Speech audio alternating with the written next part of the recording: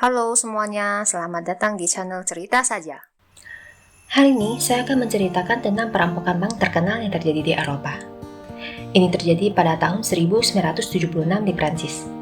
Dan ini merupakan perampokan dengan nilai uang tertinggi pada abad 20 di negara ini. Dia adalah perampokan Bank Societe Generale. Sebelum memulai video hari ini, boleh ya tolong tekan tombol subscribe. Terima kasih.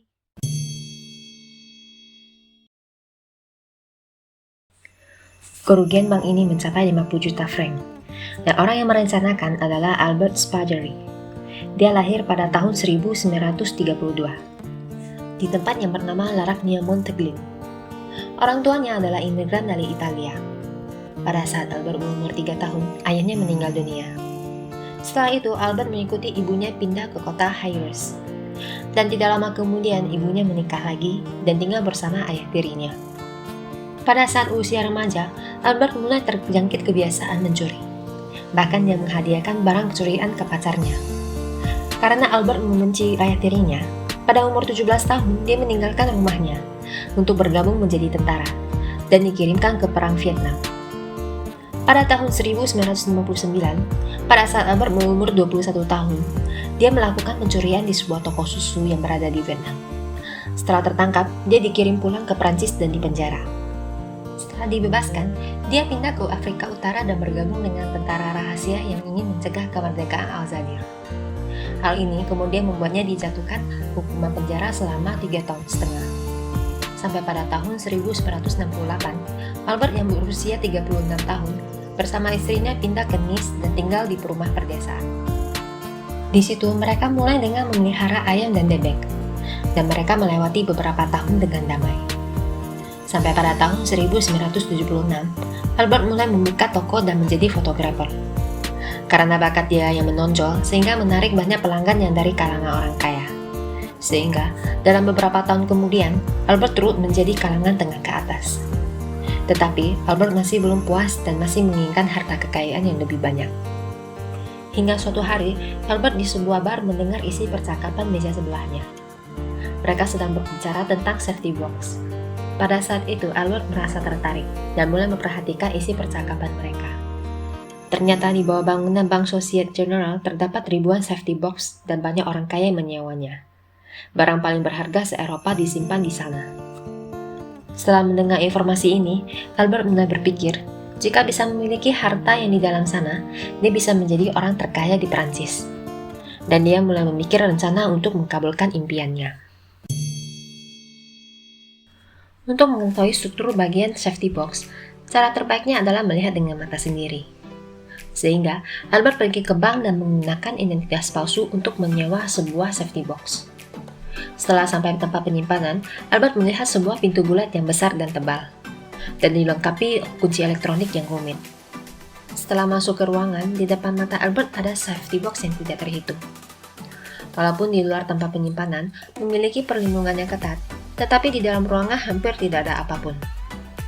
Albert berpikir, hampir tidak mungkin melewati pintu depan, dan dia selamanya tidak akan mengetahui kata sandi pintu tersebut.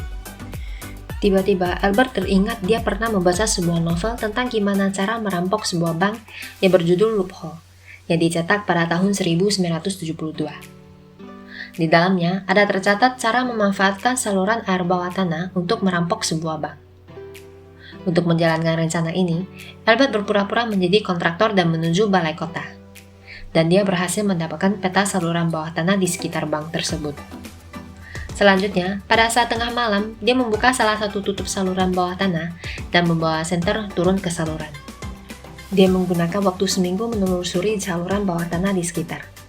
Dan dia menemukan salah satu saluran yang paling dekat dengan bank. Mari kita lihat peta lokasinya. Tempat ini adalah Bank Societe Generale dengan jarak sekitar 200 meter dari sana adalah Place Masséna. Jika menggunakan saluran bawah tanah di sana dan menuju ke arah utara, bisa mencapai tempat penyimpanan. Menurut prediksi, lokasi saluran bawah tanah tepat di bawah tempat penyimpanan, dan hanya jarak 10 meter dari dinding tempat penyimpanan. Tetapi Albert memikir resiko akan ketahuan, karena bunyi suara keras yang dihasilkan dari proses pembobolan dinding. Untuk memastikan keamanannya, Albert mencoba menaruh jam waker yang disetel akan berbunyi pada jam 12 tengah malam ke dalam safety box yang dia sewa sebelumnya. Setelah itu, dia mengamati sekitar. Apakah suara dari jam waker akan mengaktifkan sistem keamanan sekitar? Di luar dugaan, setelah melewati jam 12 malam, tidak terjadi apapun. Rupanya, dinding tempat penyimpanan sangatlah tebal, sehingga tidak ada suara menembus keluar dari situ. Ini membuat Albert menyadari yang dikenal sebagai tempat penyimpanan teraman di kota Nice bukan tidak bisa dibobol. Dia telah menemukan kelemahannya. Tetapi, dia tahu untuk menyelesaikan rencana ini perlu bantuan orang lain. Albert mencari sekitar 20 orang yang dikenal dari kumpulan tentara rahasia sebelumnya. Mereka merencanakan selama berbulan-bulan, dan setiap orang diberikan tugas sesuai dengan keahliannya. Pada tahun 1976 bulan 4, mereka memulai rencana. Setelah turun ke bawah saluran air, mereka berjalan menuju ke utara, dan menggunakan peralatan untuk membobol dinding. Pada saat menjalankan tugas, Albert melarang semua orang minum alkohol ataupun kopi, dan harus beristirahat 10 jam penuh. Dan penggalian ini berlangsung selama 2 bulan. Terowongan kecil ini dengan panjang 8 meter, diameter 80 cm, dan tinggi 130 cm.